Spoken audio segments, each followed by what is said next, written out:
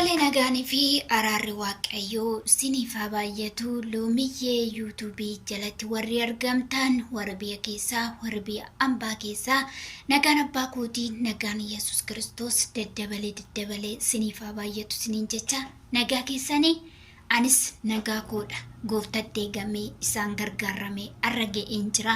Sinis immoo akka gooftatti eegamtanii isaan gargaaramtanii arra geessan gooftaa koo biraa abdii guddaan qaba. Egaa gidduu keessan keessaa badeen ture arrammoo sin gidduutti deebi'een jira.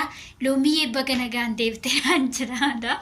Maaliif badeen ture waan ta'eef badaa hirmaataa hin jiru, badaan beediyoos galakkisaa hin jiru waan ta'eef baga nagaan deebitee naan jira. Akkan deebi'een banne immoo lammata deebitee hin baddu jedhina naan jedhaadha isiniin jedha. Lammata deebitee hin badin naan jedhaadha. Loomiyyee arra maal qabattee dhuftee naan jechuu dandeessanii. Loomiyyeen wanti ishiin qabattee dhuftee har'aa baga geessanii isiniin qabattee dhuftee jirti. Baga geessanii bara dukkana keessaa gara ifaatitti baga nagaan baatanii isiniin jedha.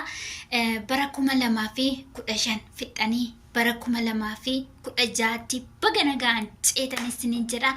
Barri 2016 maqaa Yesuusin wanta isin itti yaaddan biragaa wanta karoorsitan biragaa maqaa Yesuusin bara itti kan karoorsine bara itti kan yaadne bira geenyu nuuf haa ta'u. Barri 2016 kuni kan yaaddan biragaa kan karoorsitan biragaa maqaa Yesuusin.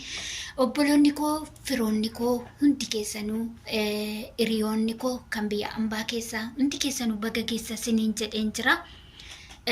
Barri kun bara jaalalaa, bara eebbaa, bara itti kan facaafanne ammannu, bara itti kakuun keenya raawwatu nuuf haa ta'u maquma Yesuusin. Bara itti yaannee bira geenyu, bara itti karoorsine karaatti nu jala afuutu hin taane bara itti karoorsine galma nuuf ga'u nuuf haa ta'u isiniin jedha. Bara itti jaalalli, bara itti wal jibbinu osoo hin taane bara itti wal jaalannee, bara itti wal kabanyee, bara itti wal xiqqeessinu osoo hin taane, bara itti wal kabanyee, bara itti wal guddifnu nuuf haa ta'u maqaa Yesuusin.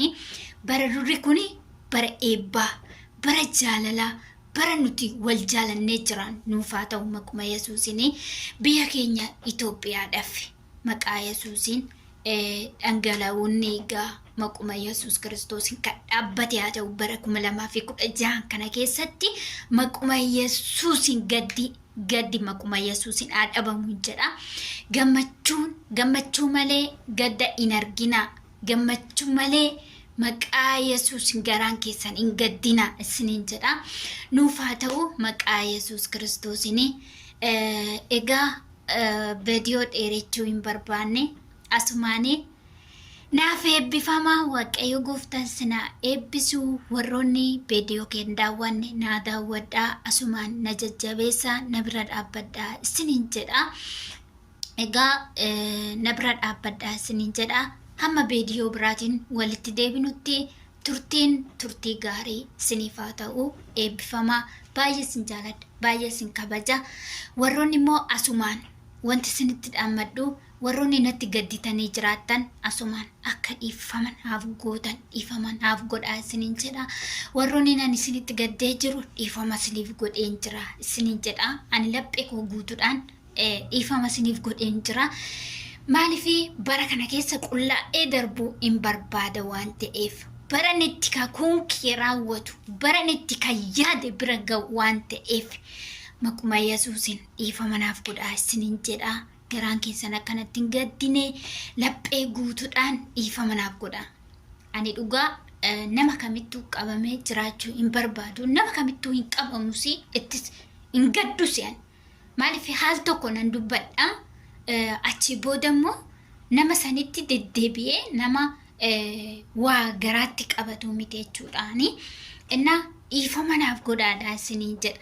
Warroonni natti gadditanii jirtan akka dhiifama naaf gootan hin barbaada. Dhiifama naaf godhaa isiniin jedha.